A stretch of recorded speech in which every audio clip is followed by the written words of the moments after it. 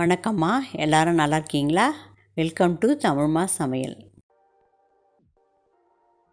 இன்னைக்கு நாம மட்டன் தொக்கு செய்ய போகிறோம். அதுக்கு தேவையான பொருட்கள் என்னென்னு பார்க்கலாம் வாங்க. 3 வெங்காயம் நறுக்கி வச்சுருக்கேன், ஒரு சின்ன தக்காளி நறுக்கி வச்சுருக்கேன், கொஞ்சம் 2 ஸ்பூன் இஞ்சி பூண்டு பேஸ்ட் வச்சுருக்கேன், கொஞ்சம் கொத்தமல்லி வச்சுருக்கேன், கொஞ்சம் கருவேப்பிலை வச்சுருக்கேன், 1 ஸ்பூன் மிளகு, 1/2 ஸ்பூன் சோம்பு வச்சுருக்கேன், சின்னதாக அன்னாச்சி மொக்கு, ஒரு சின்ன பட்டை, 3 லவங்கம், 3 டேபிள் ஸ்பூன் மிளகாத்தூள் வச்சுருக்கேன், கொஞ்சம் மஞ்சத்தூள், 300 கிராம் மட்டனை கழுவி வச்சுருக்கேன் மஞ்சத்தூள் போட்டு. இப்போ நம்ம ஸ்டவ் ஆன் பண்ணி மட்டன் தொக்கு செஞ்சிடலாம். இப்போ நாம் 3 டேபிள் ஸ்பூன் எண்ணெய் ஊற்றிக்கலாம். உங்களுக்கு எவ்வளோ தேவையோ அவ்வளோ ஊற்றிக்கலாம். 1 ஸ்பூன் கடுகு போட்டுக்கலாம், ஒரு 1/4 ஸ்பூன் சீரகம் போட்டுக்கலாம். இப்போ நறுக்கி வச்சுருக்க வெங்காயத்தை போட்டுக்கலாம்.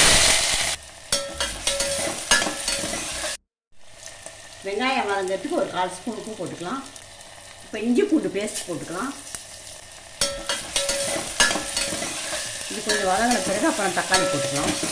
வெங்காயம் வதங்கிடுச்சு, இப்போ தக்காளி போட்டுக்கலாம். கருவேப்பிலை போட்டுக்கலாம், கொஞ்சம் கொத்தமல்லி போட்டுக்கலாம். இப்போ நம்ம கழுவி வச்சுருக்க மட்டனை போட்டுக்கலாம். மட்டனை கொஞ்சம் நல்லா வதக்கிக்கலாம். நல்லா வதங்கினோன்னு மிளகாத்தூள் போட்டுக்கலாம். இப்போ நம்ம மிளகாத்தூள் போட்டுக்கலாம்.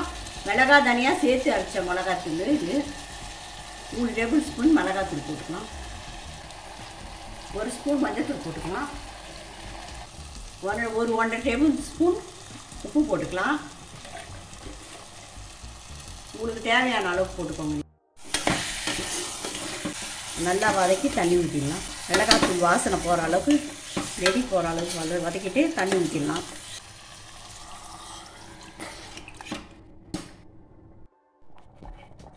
இப்போ நம்ம குக்கரை மூடி வெயிட் போட்டுடலாம். ஒரு 7-8 விசில் வந்தவுடனே ஆஃப் பண்ணிடலாம். கடாயை வச்சுக்கலாம். இந்த மிளகு, சோம்பு, பட்டை, லவங்கத்தெல்லாம் வறுத்துக்கலாம்.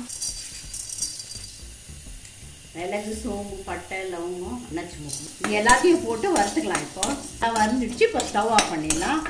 ஜாரில் போட்டு பொடி பண்ணிக்கலாம். ஆறின பிறகு பொடி பண்ணிக்கலாம். மட்டன் வெந்துச்சு. இப்போ இந்த பொடியை போட்டுக்கலாம். மிக்சியில் பொடி பண்ணி வச்சு அந்த பொடியை போட்டுக்கலாம். இப்போ ஸ்டவ் ஆன் பண்ணி இதை நல்லா கொஞ்சம் கொதிக்க வச்சுக்கலாம். இது நல்லா கொதித்து கொஞ்சம் துப்பு மாதிரி வரட்டும். அது வரைக்கும் கொதிக்கிட்டோம்.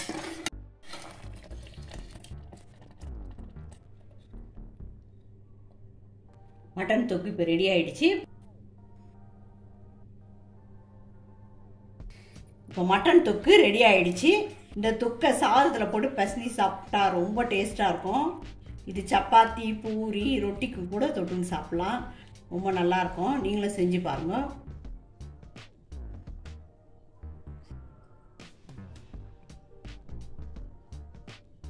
இந்த வீடியோ பிடிச்சிருந்தா நம்ம சேனலுக்கு சப்ஸ்கிரைப் பண்ணி சப்போர்ட் பண்ணுங்கம்மா. நன்றி, வணக்கம்.